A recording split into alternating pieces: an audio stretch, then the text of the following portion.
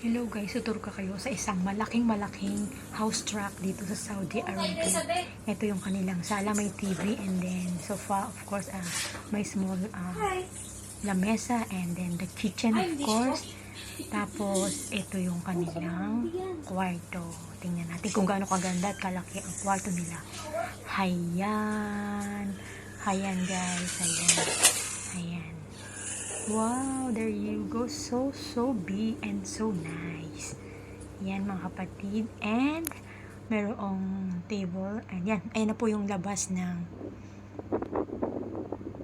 yan. And ang disyerto.